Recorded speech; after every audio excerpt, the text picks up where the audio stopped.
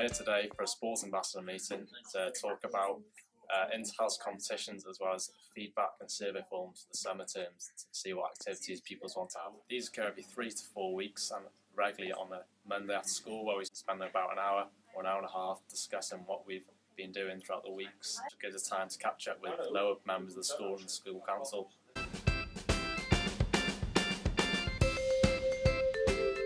We're in charge of doing year 7 and 8 dodgeball on a Wednesday lunchtime. We have to do the register, so take account of all the pupils that enter and take part. We have to organise the games, set up the games beforehand, and we delegate jobs to the younger pupils, like setting up at the end of the game, collecting things in, keeping the mats tidy. It's really helped work up my confidence and help with group management exercises and stuff like that, so make sure the kids are safe and everyone's behaving and all that. Enjoy doing this because it's nice to know all the younger pupils, get a little bit used to them, and I think it looks impressive for other people to say that I've got this kind of bond with all these kids.